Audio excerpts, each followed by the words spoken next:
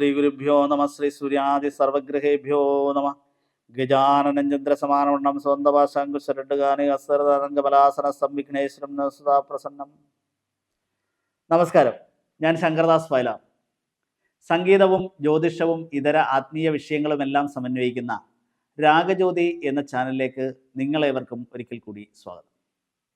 രാഗജ്യോതി എന്ന ചാനലിൽ ഫലദീപ്തി എന്ന പങ്ക്തിയിൽ ഇന്ന് നമ്മൾ വിശകലനം ചെയ്യുന്നത് ക്രിസ്തുവർഷം 2025 കന്നിക്കൂറുകാർ, അതായത് ഉത്തര നക്ഷത്രത്തിൻ്റെ അവസാനത്തെ 45 നാഴിക, അത്ത നക്ഷത്രം, ചിത്തിരയുടെ ആദ്യത്തെ 30 നാഴിക, ഇത്രയും നക്ഷത്രക്കാർ അനുഭവിക്കുന്ന പൊതുവായ ഫലത്തെ പറ്റിയാണ്.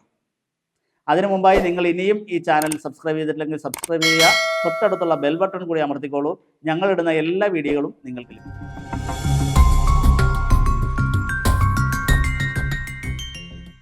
കന്നിക്കൂറുകാർക്ക് ഈ വർഷത്തിൽ ഭാഗ്യക്കുറികൾ വഴി ധനം ലഭിക്കുന്ന ഒരു വർഷമാണ്. ധാരാളം ധനസ്രോതസ്സുകൾക്കുള്ള സാധ്യതയും ഗൃഹഗുണവും ഭൂമിഗുണവും തൊഴിൽപരമായ ഉന്നതിയൊക്കെ വർഷാരംഭത്തിൽ സിദ്ധിക്കും. സന്താന ഗുണം ലഭിക്കും, ഗൃഹനവീകരണം ഉണ്ടാകും, ചിട്ടി ലോൺ മുതലായുള്ള ലഭിക്കുന്നുള്ള സാധ്യതയുള്ള ഒരു വർഷവും ആണ് വർഷാരംഭം. വിവാഹ കാര്യങ്ങളിലൊക്കെ യുക്തമായ തീരുമാനമെടുക്കുന്നതിനുള്ള സാധ്യതയുമുള്ള ഒരു വർഷമാണ്. എന്നാൽ മാർച്ച് മാസത്തിന് ശേഷം ദാമ്പത്യത്തിൽ ചില അലോസരങ്ങൾക്കുള്ള സാധ്യതയും ജീവിത പങ്കാളിയുമായുടെ അനാരോഗ്യം മൂലം മനപ്രയാസത്തിനുള്ള സാധ്യതയും ആശുപത്രിവാസ സാധ്യതയൊക്കെയുള്ള ഒരു വർഷമാണ് എന്നും കണക്കാക്കാം. വർഷത്തിൻ്റെ മധ്യഭാഗത്തിന് ശേഷം, മാർച്ച് മാസത്തിന് ശേഷമുള്ള ഫലമാണ്.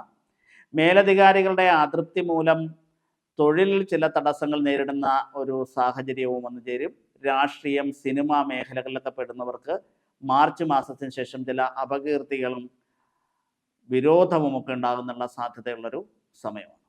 യാത്ര മൂലം തടസ്സങ്ങൾ നേരിടേണ്ടി വരുന്ന ഒരു സാഹചര്യവും ഈ വർഷം ഉണ്ടാകും. ഏതെങ്കിലും മംഗളകാര്യങ്ങൾ മാറ്റിവെക്കേണ്ടി വരുന്ന സാഹചര്യവും കുടുംബത്തിൽ വേണ്ടപ്പെട്ടവരുടെ വിയോഗം അനുഭവിക്കുന്നുള്ള ഒരു സാധ്യതയും മെയ് മാസത്തിന് ശേഷം ഉണ്ടാകും.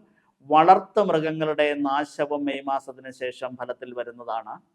ദോഷപരിഹാരമായി ശിവക്ഷേത്രത്തിൽ മൃത്യുഞ്ജയ മന്ത്രാർച്ചന, ജലധാര, കൂവളമാല, പിൻവിളക്ക് ഇതെല്ലാം മാർച്ച് മാസത്തിന് ശേഷം നടത്തി ദോഷശാന്തി വരുത്തണം.